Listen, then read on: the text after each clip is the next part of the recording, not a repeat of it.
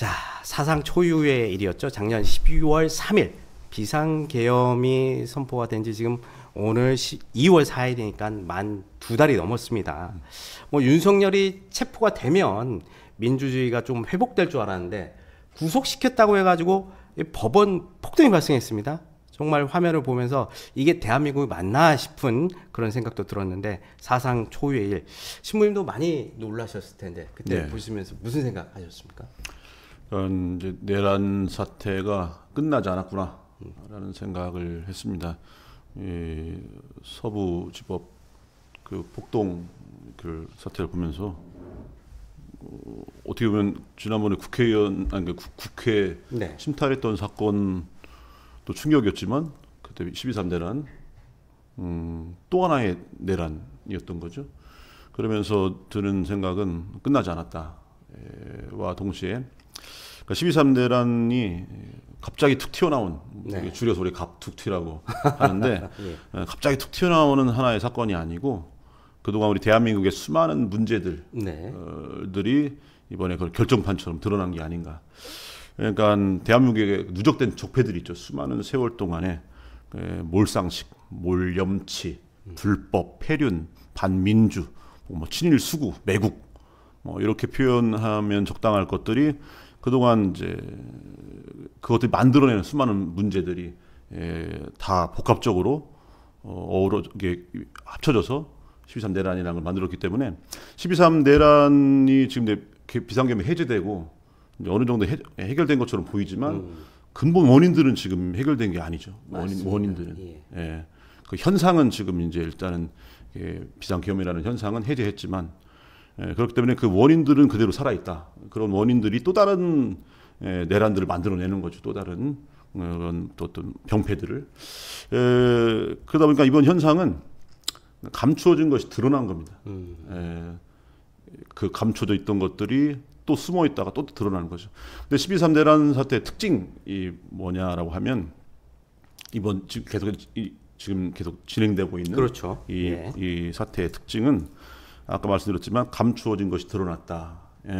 그동안 어떻게 감춰져 있냐면 다양성이라는 이름으로 감춰져 있었어요. 다양성, 보수, 어떤 보수 정당, 보수 언론, 뭐 보수 단체 이런 식의 보수라는 이름을 참칭해서 때로는 또 극우, 사실 극우도 아닙니다. 왜냐하면 극우는 자기 나라의 어떤 이익을 극단적으로 추구하는 어떤 그런 형태가 극우인데 그렇죠. 우리나라에서 극우라고 이야기하는 사람들은 우리나라 이익을 추구하잖아요. 오히려 뭐 일본이나 뭐 미국이나 뭐 이렇게 이상한 형태죠. 그래서 뭐 보수 혹은 극우 이런 형태로 참칭하면서 숨어서 암약했던 그런 세력들이 실체가 드러난 겁니다.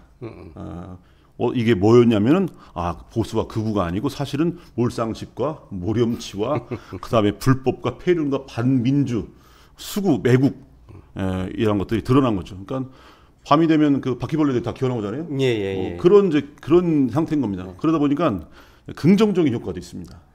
그동안은 다양성 안에 숨어있던 것들이 선명하게 드러난 거죠. 선명하게. 때를 잡아야죠. 이제. 기회가 온 겁니다. 이제 선명하게 이것들이 그동안에는 우리가 함께 살아갈 수 있는 그런 다양성이 아니었구나. 이건 옳고 그름의 문제였던 거예요. 그렇죠. 옳지 않은 것들이 다양성인 것처럼 그렇게 숨어 있었는데 이제 옳지 않은 것들이 드러난 겁니다. 이제 그래서 이런 이제 차원에서 중요한 게 뭐냐면 처벌이에요. 처벌. 맞습니다. 법적인 처벌. 그래서 이번에 그 법원 습격했던 그 사람들은 훈방하거나 이게 아니고 단호하게 정말 이 법치주의 국가의 법을 어겼을 때 어떤 일이 일어나는가를 단호하게 이렇게 보여줘야 됩니다. 그래서 처벌해야죠. 많은 분들이 아시는 그 프랑스 대문호 알베르 까미라는 분이 했던 유명한 말 있죠. 어제의 범죄를 처벌하지 않는 것은 내일의 범죄에게 용기를 주는 그런 어리석은 행위다. 마찬가지입니다. 그래서 이 민주 국가, 특히 또 법치 국가의 가치를 우리가 지키고 보존하려면은 그런 행위에 대한 확실한 처벌, 단호한 처벌이 필요한 거죠. 우리들이 선진 민주주의라고 할 수 있는 미국, 영국, 프랑스 이런 나라들 집회에 관련해서는 당연히 충분하게 이제 권리를 인정해주지만 만약에 불법 시위라든가 이런 걸로 변질되면은 뭐 공권력들이 뭐 어마무시하게 탄압게 하잖아요. 저지하고. 우리가 그 보통 이제 뭐 용서란 말을 아무데나 갖다 붙이는데요. 예. 예, 우리는 이제 악함과 약함을 구분해야 돼요. 네. 사람에게는 악함이 있고 약함이 있습니다. 용서는 그 약함에 대한 용서입니다. 약한 거.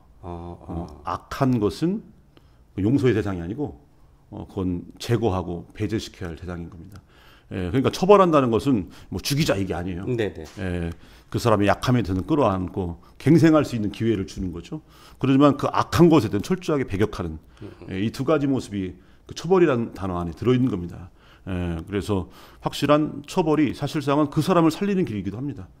그래서 그냥 어설픈 관용, 어설픈 용서가 아닌 거죠. 그래서 사실 이번에 그 윤석열 탄핵 이후에 이제 윤석열 지금 감옥에 있지만 구치소에 있지만 확실한 처벌이 필요하죠. 그냥 나중에 어설픈 처벌 하게 되면 또 다시 뭐 사면 복권 이런 얘기가 돌면 안 되는 겁니다.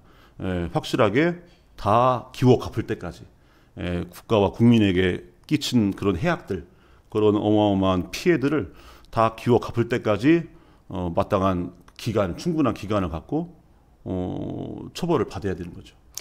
이번에 뭐 윤석열이 그 비상계엄을 펼치고 그 많은 것들을 이제 박정희 그다음에 전두환 뭐 이 시대의 것들을 차용해서 했단 말이에요. 보면은 근데 우리 역사에서 보면은 그런 그 반란 뭐 이런 것들을 단호하게 처벌했어야 되는데 승리한 반란을 우리가 처벌하지 못했죠. 나중에 그렇죠. 또 용서라는 이름으로 말씀하신 대로 전두환 대통령, 노태우 대통령, 전직 대통령 두 분을 뭐 용서와 화해로 끌어안는다. 이렇게 해서 오히려 그게 사회 통합으로 가는 듯 싶었지만 결국은 이런 윤석열 같은 세력들을 만들어낸 그런 또 계기가 됐잖아요. 그 알베르 까미의 말 그대로 된 겁니다. 내일의 범죄에 용기를 준 거죠.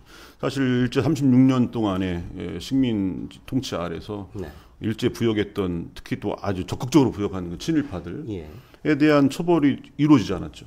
오히려 그들이 이 나라의 주류가 돼버렸어요. 맞습니다. 반민특위의 실패. 그 결과가 사실 지금 해방 80년인데 해방 80년 동안에 그것이 청산되지 않고 쭉 계속해서 이어져 내려오면서 굉장히 많은 악을 계속 양산해낸 겁니다. 그래서 어떻게 보면 지금 이제 해방 80년이 됐고 또 을사년 새로운 을사년이 있으니까 120년 전에 그 을사늑약의 그 우리 역사 안에서 그 기억이 있는데 그래서 우리 새로운 을사년에는 진정한 의미의 반민특위가 이루어져야 되고 그래서 처벌받지 않고 그냥 남겨져 있던 것들이 일으킨 수많은 폐악들 그래서 이제는 더 이상 그것이 또 다른 폐악을 낳지 않도록 확실한 처벌로 자리매김돼야 되는 거죠. 네. 그렇습니다. 뭐 이게 굉장히 뭐 쉽지만 어려운 것 같습니다. 왜냐면은 기독교 안에서도 보면은 사랑과 공의 이게 두 가지가 같이 가잖아요. 예. 그래서 많은 분들이 또 사랑을 해야 되지 않느냐, 뭐 잘못을 덮어줘야 되지 않느냐, 뭐 이렇게 생각하시는 분들 되게 많은데 신부님 말씀을 듣고 보니까 이럴 때는 공의를 확실하게 펼쳐야 되는구나 그런 생각이 드네요. 생각해 보면 윤석열이라는 사람을 그냥 사면해 준다. 이건 그 사람을 사랑하는 게 아니에요. 네. 그러면 그 사람이 사면대 나와서 제대로 잘 살겠습니까? 아닙니다. 그렇죠. 제대로 뉘우치지 못했으니까 그렇죠. 또 다른 실수가 아니죠. 그거는 또 다른 잘못을 계속 하는 거죠. 예, 그렇죠. 그래서 사실 이 사회를 위해서도 그렇고 윤석열이라는 당사자를 위해서도 그렇고 똑같은 윤석열 일당들 있지 않습니까? 반란 세력들. 그 사람들을 위해서도 사실 확실한 이 처벌이 필요한 거죠. 사실 처벌이라고 하는 표현하니까 사람들이 부정적으로 생각하는데 우리가 아프면 가장 아픈 곳에 칼을 대는 것이 수술입니다. 맞습니다. 예, 처벌하는 것은 사실상 우리 대한민국을 수술하는 과정에서 반드시 필요한 거예요. 그래서 내 몸 안에 이 속에 암세포가 있다. 그 부분을 도려내야죠. 이렇게. 그래서 이 부분은 되게 중요하고 사실 그 안에는 이건 사랑하지 않는 행위가 아니라 더 사랑하기 때문에 이 사회를 사랑하고 함께 살아가는 우리 이웃들을 형제들을 사랑하기 때문에 반드시 해야 할 행위인 거죠. 그래서 이것을 그 처벌이라고 하는 것이 복수라고는 다르다. 이건 복수가 아니고 마땅히 더 나은 세상을 위해서 거쳐야 할 그런 과정입니다. 물론 여러 가지로 힘든 과정이지만 우리가 또 당연히 감당해야 하는 거죠. 이제 처벌을 하기 위해서는 우선 무엇을 잘못했는지 정확히 이제 가려내는 게 중요한데 지금 현실 오늘도 그것들을 탄핵 심판에 관련해서 뭐 진행이 되고 있는데 자꾸 거짓말을 해요. 우리가 텔레비전에서 눈이 봐왔고 했는데도 불구하고 뻔한 거짓말을 하는 모습을 보면서 정말 얼굴이 저렇게 두꺼울 수 있을까? 한 나라의 대통령까지 한 사람이? 그런 생각이 그 정도 두꺼우니까 이런 일을 하는 겁니다. 그 부끄러움이라고 하는 말은 붓과 그리다, 붓그리다라는 말이 나왔어요. 네. 붓은 이제 얼굴을 뜻합니다. 얼굴. 그리다는 얼굴에 드러난다는 뜻이 그리다. 우리가 뭐 그린다 하잖아요. 네네. 그러니까 수치심 이게 이 부끄러울 치자도 네. 귀자 옆에 마음심자가 있어요. 네. 이 마음속 이 부끄러움이 귀 빨간해지지 않습니까? 부끄러우면 그렇죠. 겉으로 드러나는 거예요. 아, 이게 이 부끄러울 치자입니다. 그러니까 사실 부끄러운 건 뭐냐면 드러날 때 부끄러운 거예요. 감춰지면 부끄럽지 않아요. 드러날 때. 그런데 저 사람이 다 드러나는데도 왜 부끄러워하지 않지? 그래서 후한무치라고 그러죠. 두꺼운 겁니다. 얼굴이 이렇게. 그래갖고 아무리 그 모든 명명백백한 그런 증거들이 있고 정황들이 있음에도 불구하고 부끄러워하잖아요. 그러니까 왜 그런 일, 보통 사람들은 양심이라는 거 하는 거 있기 때문에 겉으로 얼굴에 드러나고 빨갛게 되고 부끄러워하는데 이제 양심이 일단 고장 나 있고 병들어 있고 그러면서 또 얼굴이 두꺼워지는 거죠. 근데 그런 사람은 어떻게 하냐면 사회적 부끄러움이라고 하는 게 있는 겁니다. 사회적 부끄러움. 스스로는 부끄러움을 못 느껴요. 왜냐면 양심이 망가졌으니까. 그런 사람들은 어떻게 하냐면 사회가 부끄러움을 입히는 겁니다. 저 사람은 부끄러운 사람이라고 하는 걸 본인은 인정하지 않아도 사회가 그렇게 입히는 거예요. 이걸 사회적 부끄러움이라고 하는데 그럼 어떤 방법으로 입히느냐? 이것이 바로 고발, 폭로, 그리고 정당한 법적인 재판, 마땅한 처벌 이것이 그다음에 거기서 징역이 나오든지 뭐 사형 선고가 나오든지 무기징역이 나오든지 이런 우리가 이런 처벌들이 있지 않습니까? 그 안에서 그 사람에 대한 그 합당한 이 처벌의 정도가 나올 때 사회적으로 공언된 부끄러움이 되는 거죠. 그러니까 윤석열 같은 사람이나 그 패거리들은 감옥에 가서 죽을 때까지 뭐 내가 뭘 잘못했는데라고 할 수 있어요. 부끄러움을 모를 수도 있어요. 하지만 그건 이제 그 사람이 부끄러움을 아냐 모르냐는 그건 개인적인 문제고 사회적으로는 공적으로 또 법적으로 그 사람에게 부끄러움을 입혀줘야 됩니다.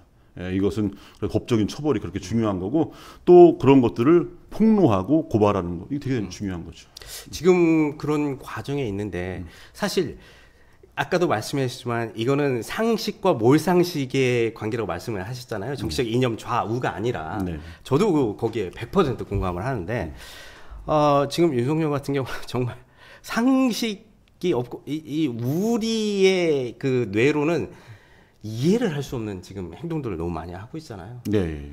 그런 분들의 부끄러움을 사실은 상식을 가진 사람들이 부끄러움을 지금 느끼고 있거든요. 그렇죠. 답답함을 느끼고 있고. 그렇죠. 이런 걸 좀 어떻게 좀 이렇게 해소를 할 수가 있나요?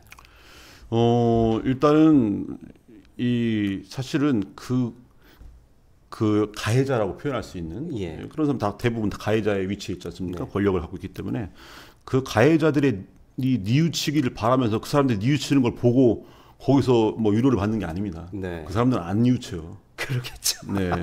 뭐 내가 가진 게 29만 원밖에 없다고 하면서 천수를 누리고 가신 그분 전 장군님, 그분도 그분이라고 하기도 좀 그런 그 사람도 죽을 때까지 인정하지 않고 떳하고 부끄러워하지 않았죠. 그러면 보면 우리는 더 답답하고 속상하죠.